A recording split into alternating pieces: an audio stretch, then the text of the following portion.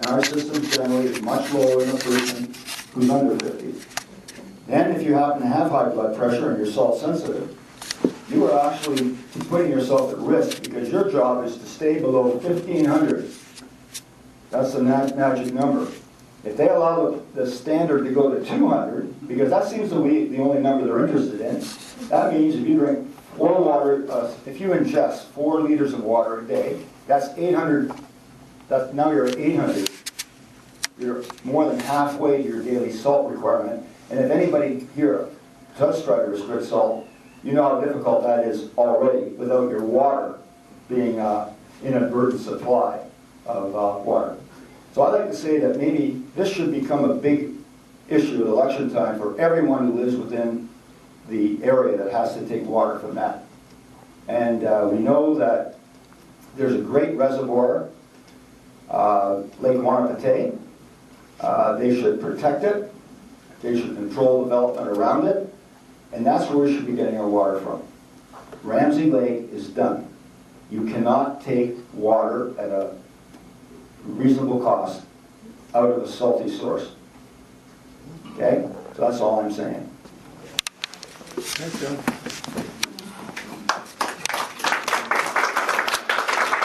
Thank you, John. And Tom, I want to say so. Tom Price is going to be here a little later on, but I'm going to grab him right now to say something because it leads into our next topic here, and also with respect to what John Gaul just mentioned. But we are concerned about safety in the community, of course. I mean, everyone's concerned about that. Everybody gives it lip service, but sometimes I think we fall a little bit short. So therefore, when it became just recently through legislation with the Ontario government that allowed for the installation in certain areas, school zones and other identified zones, for photo radar to catch those people, as we know, a significant number of our fellow citizens, including ourselves, perhaps at times, go over the speed limit. But we, on your information, I think I handed out, there's a sheet there that explains how well this has worked in other communities. And we are making a presentation to the Sudbury Road Safety Committee. And the Road Safety Committee was a little bit, I guess they really questioned what we were doing. Are we a real group? Are we really bona fide? Are we really concerned? Because they said they had things under control. We said we wanted to present from a citizen's perspective. And Tom devised some of our mandate, and maybe you can mention something about that with respect to the other matters as well, too. And we can leave the other questions till later. Tom Price. Yeah, you're close to it. Okay. I wasn't going to say anything yet, but I can't resist. Get a little closer. One of the things that John Gaul had mentioned was the main thing he mentioned was the salt contamination. And I just thought that you all might appreciate some situations within our city. We have situations within the city. There's one in Whitefish, there's one in Beaver Lake. I'm sure there's many others around the outskirts of the city where we have road salt storage in huge stockpiles that are not environmentally contained. There is no concrete pad under them. There is no catchment of leach water from them. Right now, I try to do work for Councillor Vagnini in looking into concerns by the constituents. Right now, I'm looking into a situation where road salt has contaminated a private property well to the level of 2,500 parts per million chlorides. That doesn't even include the sodium. That's just the chlorides. 1,500 parts per million sodium. So far above the provincial guidelines that there is no way to treat this water. This water cannot be treated for human consumption. The property owners are trying to get relief from the people who've contaminated. One of the contaminators is the city of Sudbury. Their stockpile of salted sand is creating the problem. The other issue that I wanted to mention, because John brought it up, user fees, water user fees. Is there anybody here who would like to guess at how much money the city collects from user fees per year? Not just water, but total user fees? Well, in addition to property tax, they collect $156 million in user fees. That's 50%, more than 50% of the total property tax budget. So you're paying property tax, and more than 50% of that is being added to through your user fees. Arenas, water rates, building permits, everything. So your actual taxation rate is actually more than 50% higher than what they're talking about. So I thought I'd offer that as to put it into perspective what John's concern is on salt. It's terrible. Now, in addition to that, there is a solution to Ramsey Lake to keep future degradation out, which I have put forward to the city, and it's to put a concrete tunnel over the CP rail. The federal government, CP, would have to build the tunnel. There's no possibility then of a rail car derailing into the lake. At the same time, you can prevent salted runoff into the lake. Okay? The city is aware of it. All the councillors are aware of it. I have forwarded it to them. I have received only response from Councillor Vagnini. No other councillor has even bothered to respond to me. Now, that's our future drinking water. Wanapitei, if you followed, and I'm sure you have, John, if you followed the water system assessment that they've done in the long-term plan, Wanapitei cannot satisfy the total water demand for the city. There is not sufficient water in the Wanapitei watershed and supply to supply the whole city. They need Ramsey Lake. What's going to happen? We can't just divert all of our supply to come from Wanapitei. It can't handle it. The wells in the valley are running down. The water table is getting low enough that there's concern about that. This has been presented to council. There has been no reaction from council. Water Wastewater is telling them there's a $400 million bill coming within the next 10 years for potable water supply. Council has ignored it. So I hope that puts a bit of perspective onto what your concerns are, John. It is very serious. No one is taking it seriously. Why this rolls into safety is it isn't just safety on the roads. It isn't just safety in our parks. It's safety in our water supply. It's safety in our emergency responses. It's safety in our way of life. It's safety in being able to pay for all of those things when the bill comes due. And it is coming due. Like, I'm not here to preach a story of sadness or doom and gloom. These are here. They're here now. We know about them. We've been told about them. We had a presentation by PricewaterhouseCoopers on the new Arena Event Center. PricewaterhouseCoopers told everybody at council, Sudbury cannot attract enough people for the event arena center equivalent to London. We do not have a large enough population base to attract the customers. They also told us that we cannot afford it, money-wise. The KGHM made presentations on our infrastructure deficit. They told us that previously we had a $1.4 billion deficit. It's now up to, in the latest budget from the city, it's now up to $1.9 billion.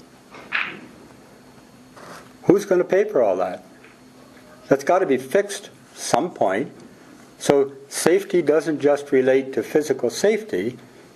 It also relates to our billfolds. It relates to our health and everything else. And the criteria I passed on to John covers many of those aspects, and we're not addressing them. So I hope that provides you with a little bit of insight on what's going on. We're not addressing any of these very serious issues. And believe me, they are serious. When you have your well get contaminated to 2,500 parts per million of chlorides, and your washing machine stainless steel drum corrodes out in a year and a half, and you have to buy a new washing machine, you have to bring in water from somewhere else because you can't use your water, then you know how severe the situation is becoming. And that's what these people are facing right now. So, is that pretty well covered? I'm sorry about that doom and gloom. We need it. Well, no, I'm really depressed now. Have a shot. Merry Christmas, everybody. Okay. With if you're interested, we would really like. Now, there's no membership fees, but our Sudbury Citizens for Safety, we do have a number of members already. But if you'd like to sign up, because we think it's important when we go to the city, if we can have, let's say, 20 people who are members of the Sudbury Citizens for Safety group. We already have a half a dozen or so, maybe a little more, but those of you who haven't signed up for Sudbury Citizens for Safety, as I say, no membership fees. We're not going to be asking for any contributions from you in the future, except we might have an odd meeting or two just to see where we are with respect to safety issues. I think that safety committees perform a valuable service. I was chair of the Kingston Safety Committee when I lived there, and we did a number of good things for the community, particularly looking at issues with respect to traffic safety in that community, of course, not only in the community itself, but also on the 401, which passed by as well. And we looked at fire safety as well, too, and other issues. So we haven't had a safety committee really in Sudbury as long as I can remember. So now we have one. We have the mandate. We're all set. And if you'd like to be part of it, we'd certainly welcome that. So money. One thing before I forget, I just received a letter yesterday from the Ministry of the Environment and Climate Change. We had expressed our concerns about the amount of additional salt that would be going into Lake Ramsey when they expanded 2nd Avenue. And we figured it out based on the city's, it's not a recommendation, it's what they really are required to do, and on average how much salt they really do put on our roads. And based on their estimates and the number of snow occasions we have per year over time, it would mean an extra 5 tons of road salt going into Lake Ramsey due to the expanded 2nd Avenue roadway. So we asked the Ministry of the Environment if they could look into that, and they looked into it. And they asked the city to provide them with some information. The city did, which is the same information with respect to the amount of salt that they use on the roads. And it was 7,500 square meters of road surface before they expanded to 29,500. So we just merely did the math, and that's where we found out that 5 more tons of road salt would be going in. And that was the information that the city sent off to the Ministry of the Environment. And the Ministry of the Environment wrote me yesterday and said they're satisfied with the city's response. Mr. Bowman said that what has really happened is that when procedures are followed, that satisfies the government, even though the indication is that it could have a negative effect on the environment. As long as procedures are followed, the procedure was the ministry responded to us. They asked the city for a response. The city responded, and the ministry said, that's okay, we're fine. We're really concerned about what will happen, however, because the city master transportation plan is now going to come up shortly for approval, and in the master transportation plan they have suggested new roads here in the watershed and the widening of roads around Ramsey Lake, which the Ramsey Lake Stewardship Group, of which I'm also a member, has indicated that would contribute an extra 25 tons per year into Lake Ramsey. As John says, we're already at a level where it's contaminated, so we're putting an extra 5 tons right now and possibly another 25 tons. What is the answer? I'm not sure. However, I lived in Timmins for a number of years, and of course, you know, Timmins is a lot colder than we are, so they didn't use any salt on the roads up there. What they did is what we have outside right now. We have packed roads with sand. Is this a possible solution for the future? I'm not sure, but as it stands right now, the provincial mandate is for primary roads, and those would be primarily bus routes, have to be kept at a bare surface. So until that changes, and until people change their driving habits, I guess, we're sort of facing the problems we face right now. Next, what do we have? Next, we're going to talk about, just for a moment, I know people have different opinions about that, and everything from some of our councillors who are for, some who are against, and some of our citizens who are for, and some are against, and that's the establishment of additional gambling in Sudbury. Now, you may hear the ads now, and the ads that are on the radio now by the OLG, the Ontario Gaming, what's it stand for exactly? Ontario Lottery Gaming, right, yeah. They now say Sudbury Casino. We do not have a casino in Sudbury now. We have slots. A casino is, a full casino includes gaming tables. And we do not have gaming tables. However, and that is the definition of a casino, is an establishment that not only has slots and other forms of entertainment, but also has gaming tables, like Thunder Bay. So, of course, we all know, and it says here in our report, that there's some concerns about what would happen if we have a casino in town. And basically, we are following what the health unit has indicated, is that a casino would prove detrimental to certain segments of the population, so especially Indigenous people, older people, youth, and people on low incomes. And that's what the health unit has told council. The last council ignored that, and they recommended that a casino be established. Since that time, people have become concerned about the fact that probably $100 million would be taken out of the community per year with a full-fledged casino, and we would receive a benefit of $15 million. And Tom Fortin, a very successful business person in town, has personally launched his own website.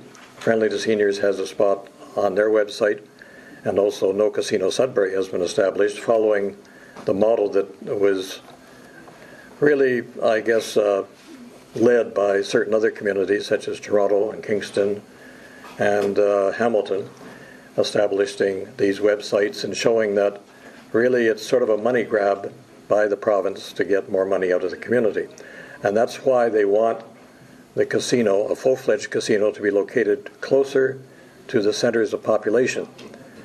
Because right now, as a friend of mine, Tony Sotil, mentioned in the paper, he has to drive 8 kilometers to get to the slots, and he'd prefer to be much closer. You know, and so. Take a bus for free to the Yeah. casino. Well, Yeah. you can take a bus to Chelmsford for free. You Yeah. don't have to drive there.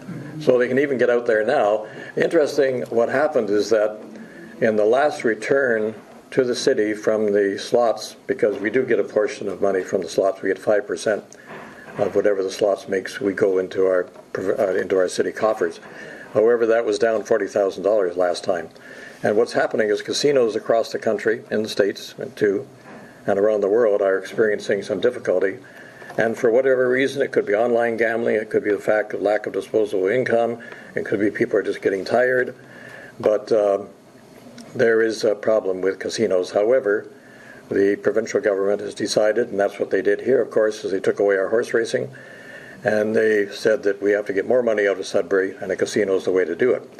So, Friendly to Seniors, our particular position is that we know that seniors are a target audience for casinos because they have the time, and in many cases they have the money. And if you see their advertising, a lot of it's directed towards seniors. Now, we know what's happened in many cases with respect to not only seniors but other individuals, the social problems, the health problems, and of course the economic problems that result from those people who cannot gamble responsibly. Our organization has a number of gamblers. We held a meeting right here a couple of years ago where we had some of our members come up and express that they love to go to casinos. They go to casinos on a regular basis here and outside of town, but they also express concerns about those individuals who really do suffer from the addiction that comes from casinos. So there's the two facets, really. There's the economic faction, which I think Tom Fortin is talking about. He's going to business people saying, if we're taking $100 million out of the community, what does that mean to the community? What does that mean to individual businesses? And the independent reports on casinos seem to indicate, and it's very well documented, that unless you're close to a large population base, the chances are that it's going to be a negative effect on your community, because there's only so much money can come from those people you already have. You have to be, and that's why the native casinos are very, very successful, because they draw from outside. And that's why the large casinos in large centers are quite successful, because they have a large population base to draw from. However, we've seen what's happened in Windsor, Ontario, did very well until the opened casinos across the border. And then, of course, the revenues went down. So, we're not against gambling, but we're against the social ills, the health problems, and also the economic concerns that come from gambling. We all buy tickets to the Hard of Hearing House, the Kinsman House, and contribute to charities. That's a little bit different gambling. The big money from gambling comes from lotteries, of course. That's where the big money comes from. Casinos are quite lucrative as well too. Slots, probably more so than the gaming tables. The gaming tables, you do have a better chance of winning. However, what happens at the gaming tables, you gamble for longer, and the longer you gamble, of course, the more you lose.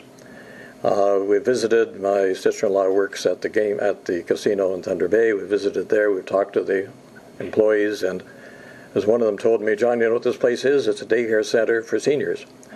And basically, you look around, there's, of course, a lot of Indigenous people in Thunder Bay, and they're there as well, too.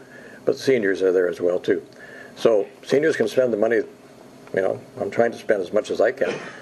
But I try to also get something value for my money, so therefore I'm not really a casino goer. But that is my own perspective on it, and that of our group. And of course, as I say, we sort of respect the Sudbury Health Unit and the fact that they do feel there's a problem. We wish the Sudbury Health Unit had the same concern about salt in the water. But, one thing at a time, and we'll be working on that going forward. So, time to talk about other things. And Rebuttal?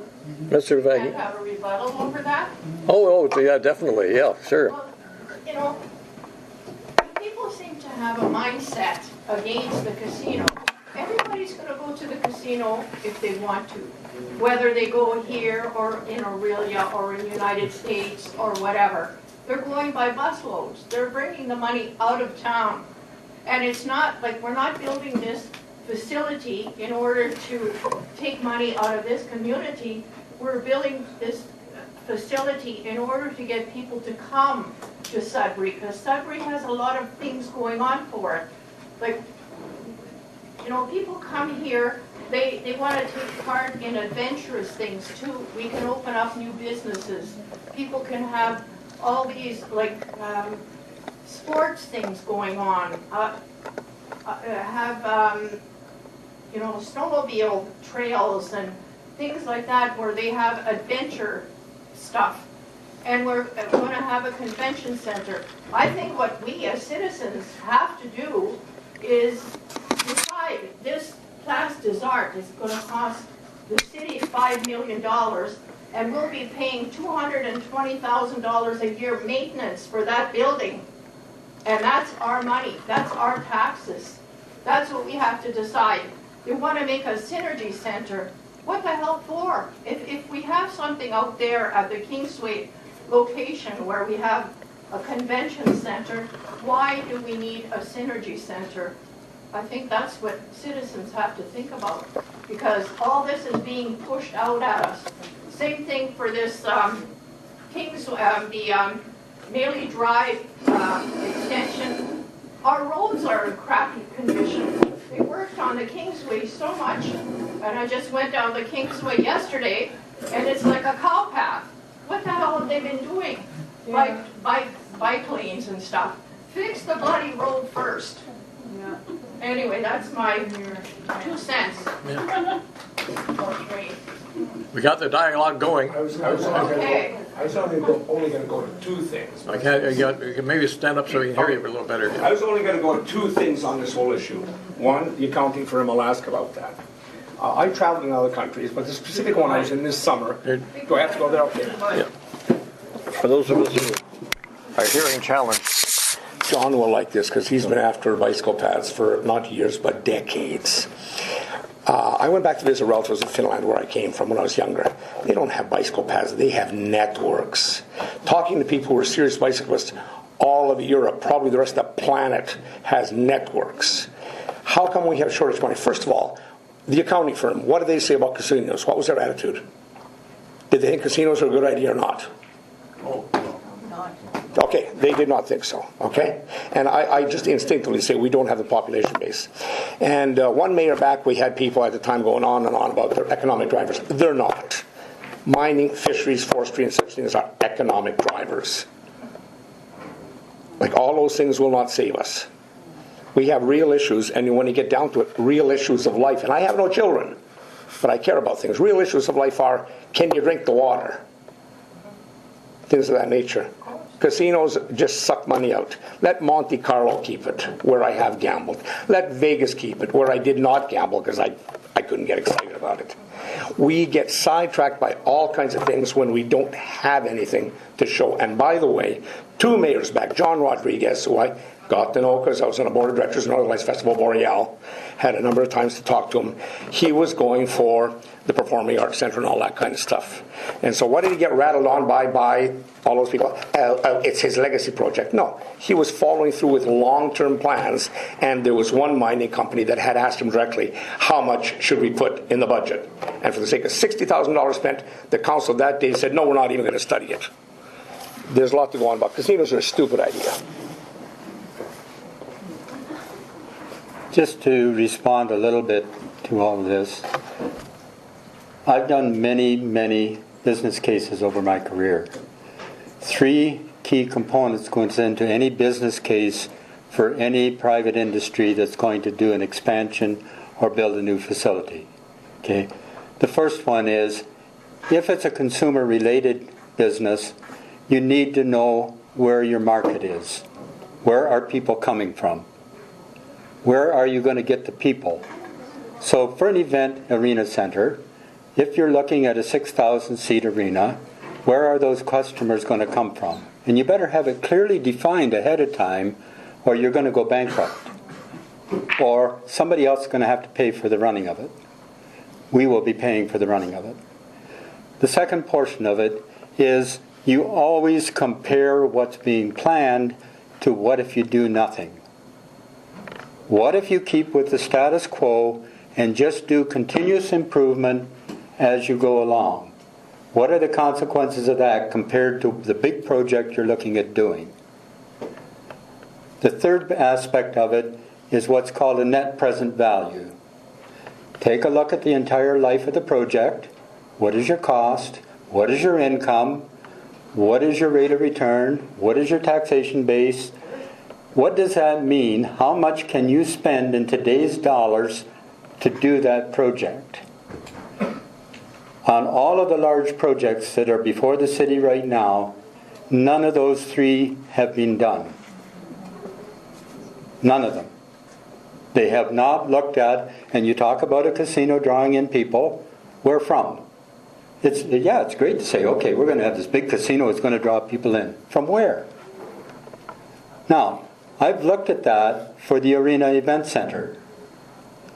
The Ontario, or the OHL teams, not only in Sudbury, across the whole expanse of OHL. Okay? Everybody talks about London. London draws in 1.6% of the people in their catchment area to get 9,000.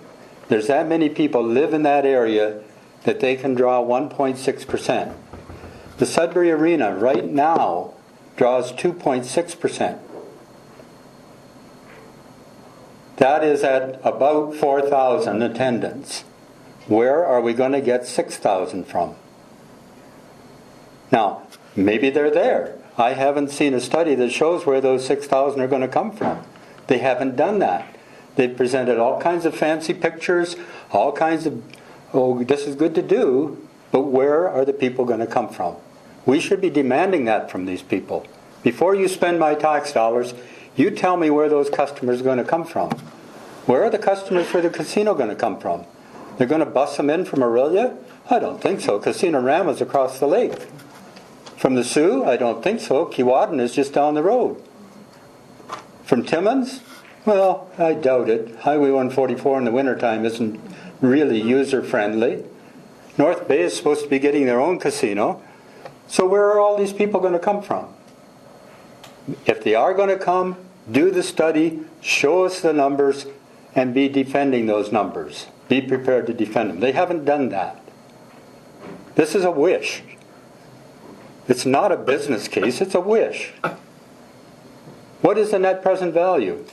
Well, for those of you who haven't had a chance to go through the mathematics, the arena, before it's done, will cost this city about $170 million, not including operating deficits. It's at $100 million, borrowed over 30 years, adds another $66 million to the cost of it. The interest on $100 million on a debt over 30-year repayment, it comes to $166 million for that arena event center. Can we afford to pay for that? Like, business cases are business cases. They haven't done them. And the question has to be asked, why not? Is this some special interest group that doesn't care about what's costing us? That they just want this facility for their own selfish satisfaction? So, I appreciate, it's nice to have some of this stuff, but can we afford it? Hey, do the numbers and show us that we can afford it. Don't just sit there and say, oh yeah, this is a good thing to happen. And the one that really irritates me, and pardon me for getting a little personal here, but one that really irritates me is when I sit there in council and I hear the councillor saying, well, the stars are all aligned. Well, yeah, they are. They're all aligned into a black hole. Now, leave that with you. I'll probably be back again because John will tell you that too. Thank you, Tom. Tom's a fountain of information. You know, when a lot of us are sort of needs and wants type of people, and most of us are at an age where, you know, we've gone through probably periods of time where we don't have everything that we really wanted.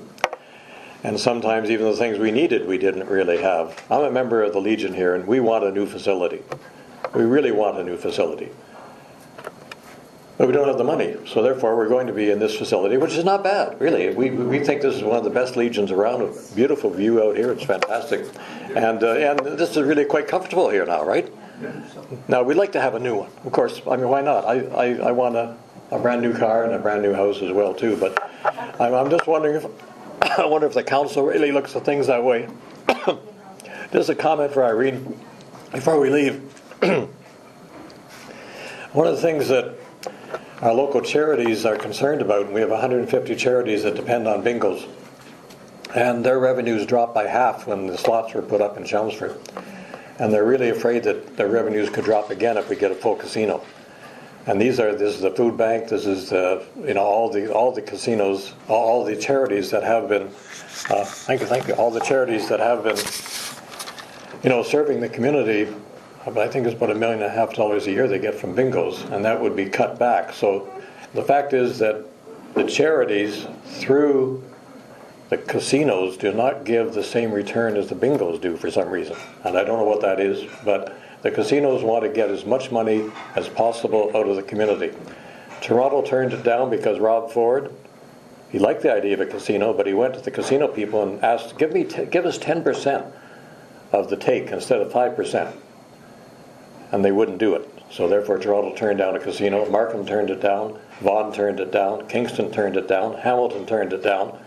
And they all turned it down for the same reason that they didn't want money leaving the community, just going to the provincial government, taking it out of their business pockets and also out of the charities as well too. So those are some of the other concerns that we have.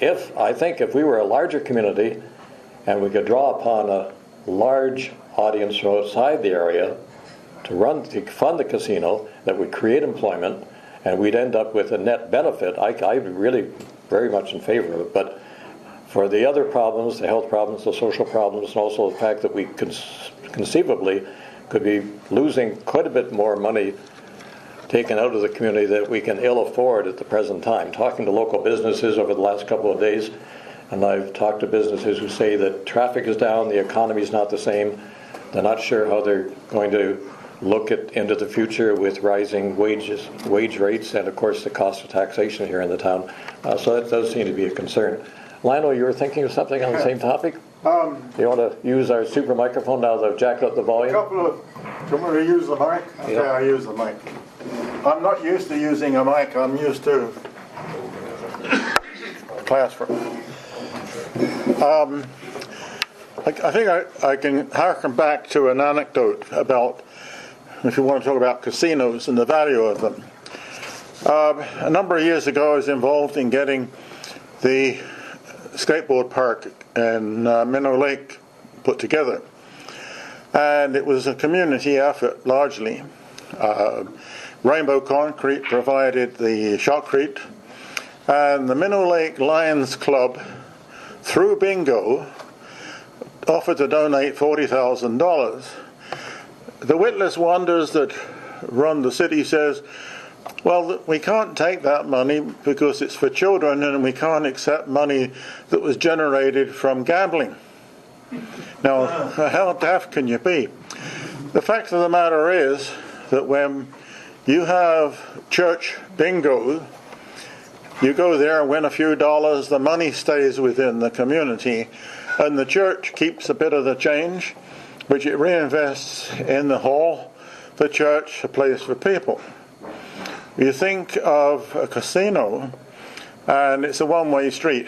You go and try and count the number of millionaires that score big at any casino. But then also you have to think of what our city fathers are doing, and that is that J.C. McIsaac, old Jack McIsaac, Dr. McIsaac, started out as a shaft sinker for Falconbridge, generated a company, employed 4,000 miners. I don't think he had more than about grade 5 education. He invested that money, for good or bad, ultimately in Sudbury slots. But it didn't go into the slots per se, it went into the racetrack. So the racetrack was attracting people with horses, a bit of gambling. Along came the slots, which is very, very questionable. However, there was a local businessman who put up his own money to build that. So what did the city do? Turn their back on him. So much for community spirit and for what he contributed. If you look at, I spend about $4 a week. I get a $6.49, and so far I think I'm about $500 behind myself. So I haven't won an awful lot. The point is that when you gamble, the dice are loaded against you. You don't win. Now, who the hell in their right mind wants to drive up from Aurelia, Toronto, Niagara Falls, Kingston, Ottawa, even North Bay, drive to Sudbury to sit in a room, spend their money and go home with even less than they started with? And you sort of have to give people a head a shake. Program on television the other day, not Marketplace, the other one, Fifth Estate, Yes, I saw about people who were gambling. And we talked about safety earlier on. People who became gambling addicts. One person he was $1 million in the hole, and he blew $2 million on gambling. And you see these people going in where there's slots. They sit there all day long, and it's loaded against you. They suck you in, and then you become addicted. And then things go off the rails from there. You end up with social disorders, crime. People go and steal money to gamble and stuff like that. So, if you want to gamble, our good friend there says, if you want to gamble, go down to Aurelia. They'll take your money, okay? But why must we have a place in Sudbury? We talk about a convention center. I don't think anyone here has been on an organizing committee for as many conventions and events as I have. One international mining conference, we had 800 delegates. Now, you say, that's wonderful. You try and talk to Air Canada to provide enough air service to bring that number of people into Sudbury. It's absolutely insane. They really don't give a damn. So you've got all these delegates. We have the amenities. We have the university. We have the New Steelworkers Hall. We have all kinds of places where we can host. And this was held at the Holiday Inn. Used to be the Sheraton Caswell. 800 people we had in there for an international conference. People came from all over the world. To get them into town, whoa, it was tough. We had enough hotel rooms. We could feed them. Couldn't get them here. So before we build a conference center, we better figure out how the hell to get the people here. The other thing is, conferences for what? Now, when you think of, I'm getting ads right now from Deerhurst, which is a really wonderful destination in Huntsville. Park at the door, beautiful amenities, fabulous. I've been there for a conference. Go to Aurelia, where they have convention center there. I forget what they call it. But nevertheless, you're competing with all these other entities. Also, what the city wants to do is hire somebody to attract special events. Well, where the hell was that person when I was working, volunteer, still a member with the Canadian Institute of Mining and Metallurgy and other things? We didn't need anyone like that. We went ahead and did it. And there are people in Sudbury who are capable, willing to organize events. But it's tough. So you're going to hire somebody to do that job, pay them $100,000 a year with a secretary and an assistant and all the rest of it, and think that we're going to make a lot of money? We're dreaming. We really are. We haven't had, well, I think we had the World Juniors in Sudbury. We had an international disabled games. We've had a major curling tournament. So we've got all the amenities we ever need. It's just a matter that we don't necessarily want to spend money on stuff we really don't need because we've already got it. You want to gamble? You can go play bingo. Okay, anywhere you like. You want a conference? Well, you've got 2 churches that can house 1,000 people. University Fraser Auditorium can accommodate 650 in the Fraser Auditorium. And then they've got 3 other facilities for smaller type conferences. Steelworkers Hall, one of the best amenities in town, or I've ever seen, for audio-visual equipment for any kind of seminar and conference. So we have all the conference places we ever need. It's 1972. The Laurentian University Olympic pool was opened. I was the first part-time pool supervisor. I was a student. I organized the first junior water polo championships in Sudbury. We had teams from all over the province. No problem. We've produced Olympic swimmers from that swimming pool. So, you know, and if you want to go swimming, wait until the summer. There's a great big pond out there. Anyway, and it's probably approaching the Dead Sea where you could float rather than have to swim. Anyway, happy Christmas. Thank you. Before we have Tom come up and give, it's 1:30, I guess we're just going to quickly go through what we have left here. I did mention the new library and the art gallery. I'm a member of the art gallery. However, I have reservations whether or not we need a new library. I really like the one we have now. Now, I just wonder what the rest of the people in the room might think.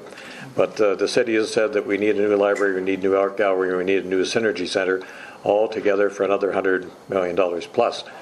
What is our situation there?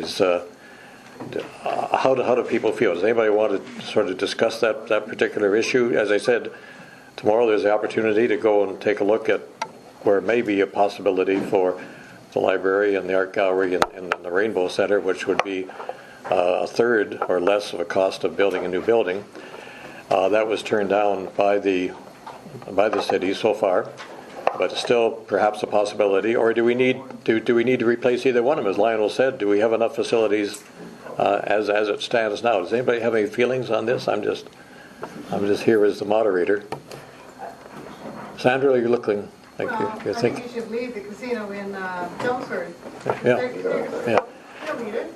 By the way, that. Oh, you join me, Plum. Yeah. Big deal. Well, that is the feeling of many, is that the slots are good where they are now, and it's too bad we can't bring back the horse racing, because I used to love going out there. Fantastic buffet. I used to bet to show. I never made any money, of course, because I only betted to show. But it was sort of fun, right? I enjoyed it. Bet on 10 horses. There's another story about horses, but we're not going to get into that. Tom? Mr. Gauthier. Oh, Norm.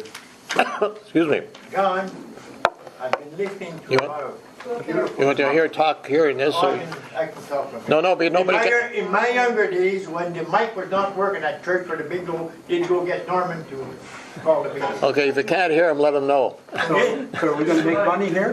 No, I took some notes while I heard a lot of concerned people speaking, and there's something I'd like to add to it. We talk about the government doing things, or I should say the government is talking from both sides of the mouth at the same time. First of all, how many lakes in Ontario that you cannot put a motor on a boat to protect the fish, but it's all right to send the salt in the lake for good point?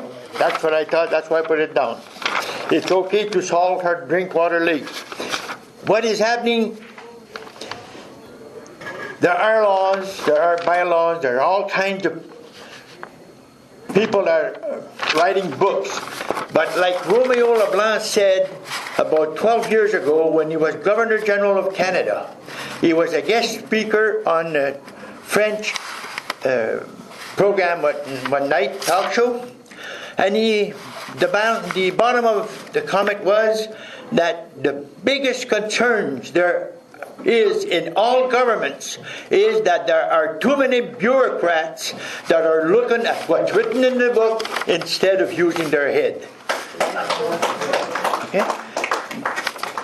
I say that regardless, I say that the most important thing we can do as concerned citizens in our community, and I've been a volunteer for 40 years now, and I enjoy it, okay, is that there are too many people that don't do anything while they should be proactive. This is an education that we should share with our neighbors, with our family. Okay? Something has to be done. Last President Bill Clinton was not God for me. But I heard him one time say that he was answered a question. He was asked, what made you become President of the United States? And he said, I wanted to do something that would not have been done if I would not have been there. That's where we are today. We are here to do something, so let's get together. We were talking about Miley Drive. Spend what, $100 million to build a road that we have no roads to get to? Isn't that what's happening? Okay, and we should move this around a little bit more to our people. As a volunteer, I enjoy being involved in my community, and I urge everybody to just put on their boxing gloves. It's worth it. It's doing it for our children, and I know what our grandchildren is. Actually, yesterday, my wife, had a phone call from a 3 8-year-old great-grandson. And she couldn't make out what he was saying, so his mother told him, Xavier, empty your mouth and then talk to my man. Okay? So when he did, he said, Mama has a little baby in her stomach. Number 18 great-grandchild for us.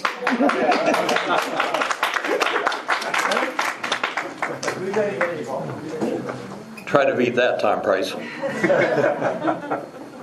we didn't catch your name. Your name? We didn't catch your name. Norman Gauthier. Thank you. Norman. I got to mention that Norm is a very progressive individual. He has solar panels on his roof. And he's been earning a little bit of extra money. Did you gamble on that, or is that a good bet? No? The last time I was at a casino with a party of four, we were a party of four, I spent 20 cents over there, and I went and I had 2 beers while the others were gambling. That's right. Good solution. Yeah.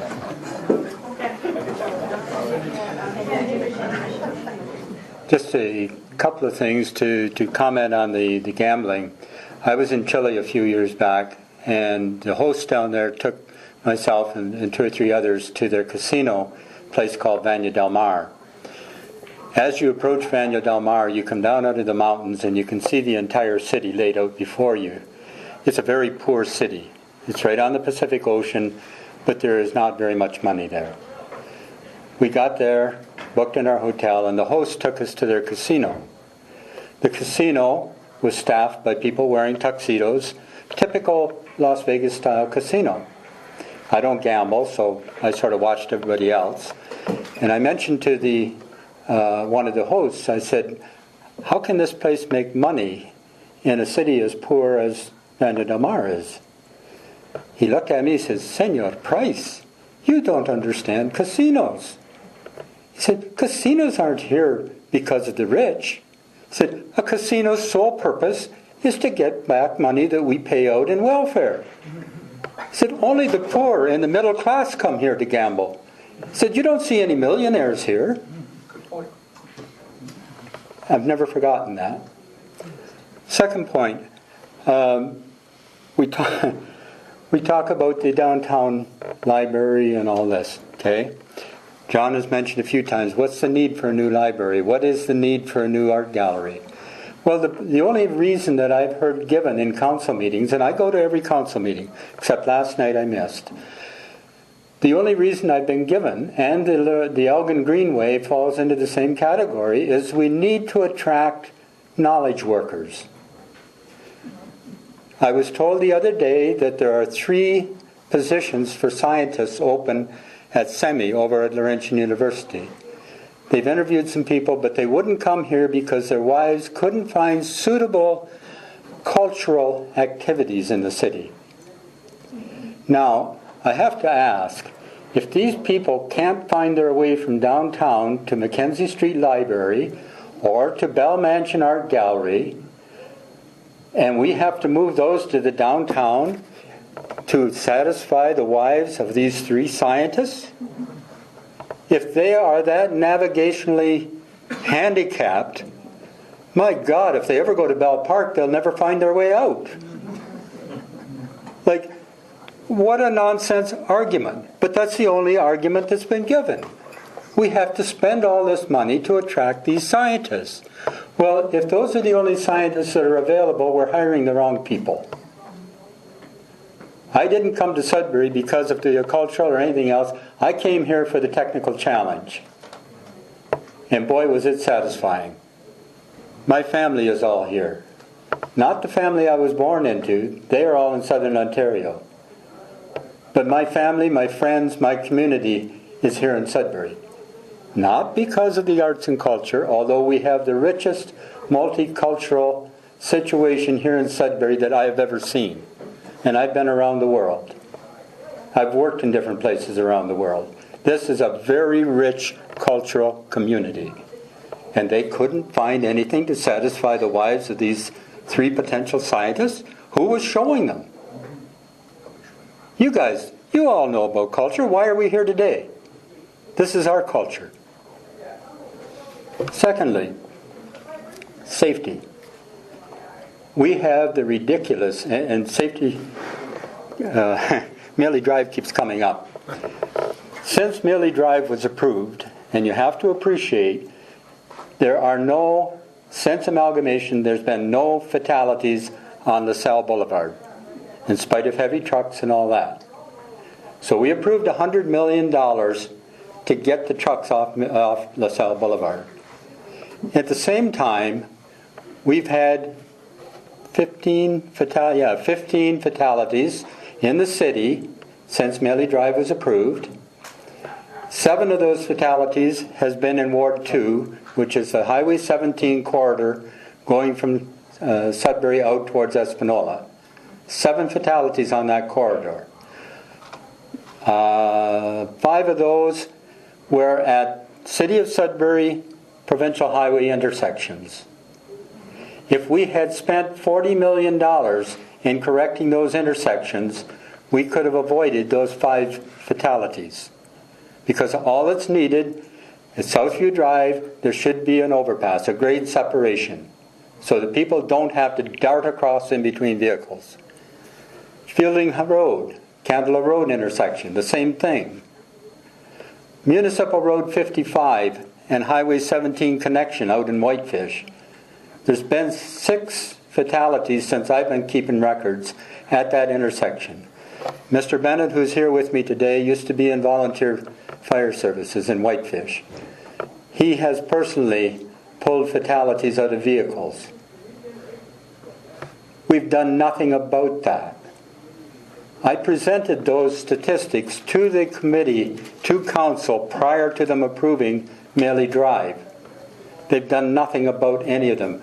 The mayor laughingly told me, well, those are provincial matters. That's a provincial highway. Excuse me? Those are city streets that intersect with that highway. And he thinks that the fatalities are a joke? What the hell kind of mayor do we have? I'm sorry, but the second part of it is, you guys are probably all aware of the people who didn't get rescued by our emergency services off Lake Wanapitei recently. We don't have a suitable water rescue boat in the city to take them out there and get those 2 people. Now, those 2 people weren't injured, but what if they had been? What if they were in dire medical need of medical aid? This past summer, we did have a medical aid on Lake Panage. The city sent out the same Zodiac boat to Lake Panage. It was not suitable to take up the lake to recover the guy, to get him back. Espanola EMS went in from the other end of the lake to get the victim. Now, this city has more than 300 lakes. We have 3 major rivers running through it, the Spanish, the Vermilion, and Wanapitei rivers. We have 4 hydroelectric dams on those rivers. You've all seen the commercials on TV where downstream of a hydro dam is very dangerous. Yeah, it is. We can't get to them. We don't have water rescue boats. We have a situation in Beaver Lake where access to the river, the city wouldn't keep it open. They allowed a private individual to block it off. People on the other side of the river, it added 20 minutes to response time to get to them. This is what our council and our city is doing. We had a water rescue boat in Whitefish. We had a consultant's report in 2014 that said we should be training the people in Whitefish on water rescue. Our fire services sold the boat. They auctioned it off. There is no boat out there anymore. Now, a city with all these water issues, and that's not even the half of it, we have an extensive, and I mean extensive, floatplane, water-based air transportation in this city. There's many, many, many floatplanes around. You can see them all over. We had one crash in Fairbanks Lake a year ago. We couldn't respond to it because we didn't have a boat. Okay? We have how many I would say thousands of camps on lakes, water transportation to get there only. They can't get there by road. We don't have water rescue to be able to save any of those people if they have an accident. We have, I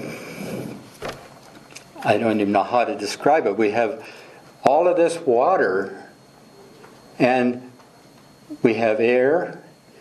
Our transportation master plan that's coming out does not even include water and air transportation. That, to me, is total incompetence. I sat in a meeting I guess in the spring, with the MTO. They were doing a strategic plan for master transportation in Northern Ontario. In their plan, they're covering rail, they're covering traffic, trucks, cars, they're covering water, they're covering air, they're identifying where all the air response to fires are, they're covering where cell phone coverage is in case you have a highway emergency, they're covering almost every aspect, and when we questioned them on it, they responded that they would be adding transportation of fuels, not in trucks, not in rail, but pipelines. There are millions of cubic feet of natural gas transported across this city every day in pipeline. There are millions of gallons of water transported every day in this city through pipelines. There's millions of gallons of sewage. None of that is in our transportation plan. Where I come from, the background I come from, that is total incompetence. I'm sorry, but I don't know how else to describe it.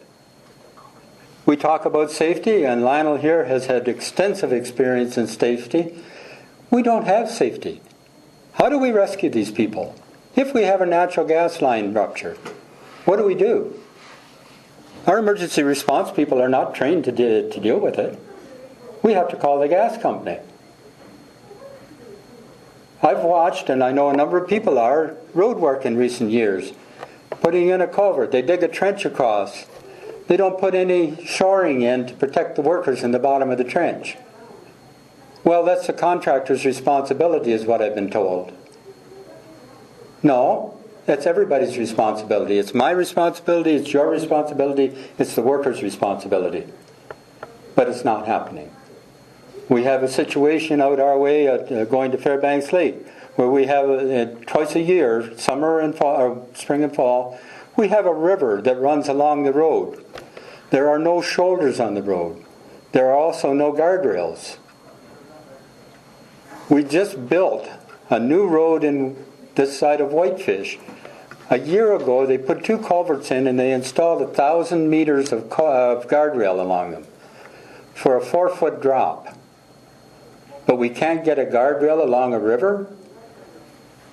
In Holland Marsh, they had people die in a similar situation. They finally put up a guardrail. Can we not learn from that? Did we not learn from the 3 that got killed on Lake Wanapitei that we need water rescue? Now, to answer all of those questions, we'll never make it happen with the councillors that we have. Our councillors don't know, or they don't care. If we go forward from here, the best thing we can do is find out councillors who do have knowledge or are prepared to find the knowledge to make it better. We can't rely on the council that we have. City takes direction from the council. If you bring up any of these issues to the city, the standard answer, pat answer is, well, we just do as council directs us. Well, council isn't directing. Council is fixed on a casino, they're fixed on a marina, they're fixed on a library. What about the people who are dying? So when we go away from here today, I'd like to think that we will all contact somebody younger to come with us to the next meeting. I'd like to think that we will be starting to look for councillors who maybe don't have the knowledge, but they have the right attitude to find out, to make the proper decisions, to raise the proper issues in council. Like, how many lives are going to be saved by the Arena Sports or Event Center? 0. A new library? 0. Place des Arts, 0. In fact, all of these things are going to add to the loss of life because they're all going to be more difficult to get to by car. So we're going to put more people at risk. Let's sort out and protect our people a bit. Maybe then we can move forward with our discretionary stuff. Now, yes?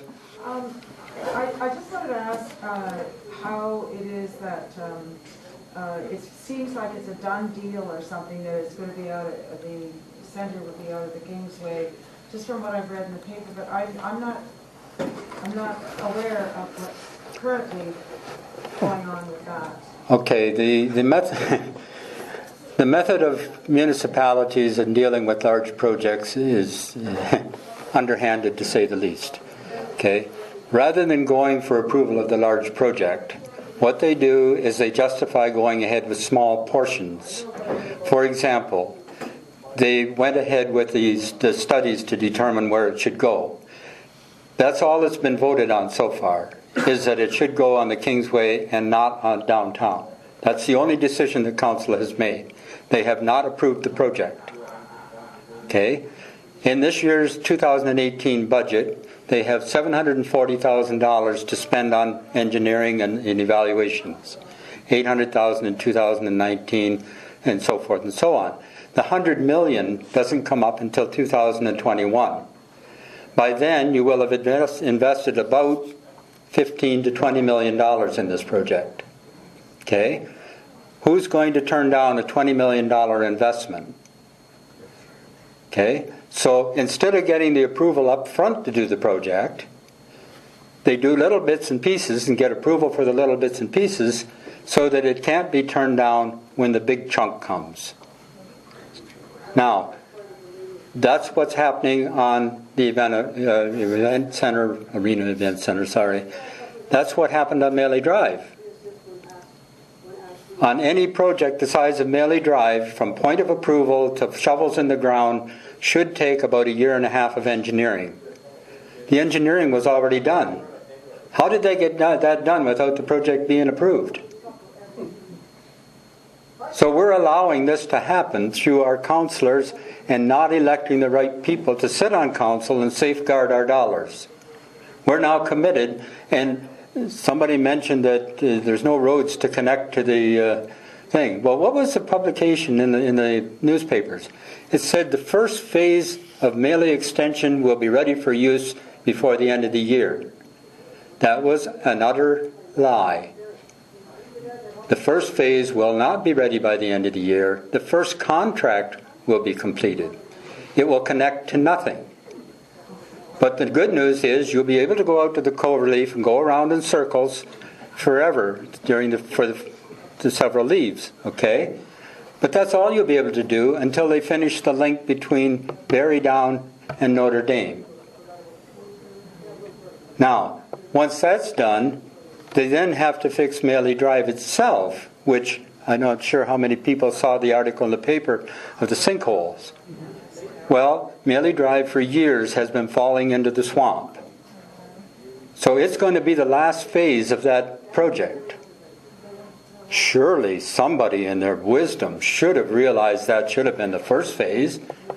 But if they did that, they would have had to spend about $5 to $7 million.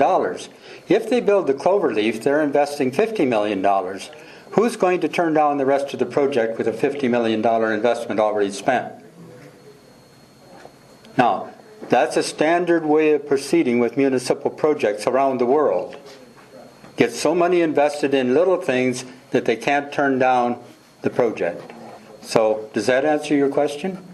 Yes, it's a little clearer, but still 50, between 50 and, no, it's okay. It's okay.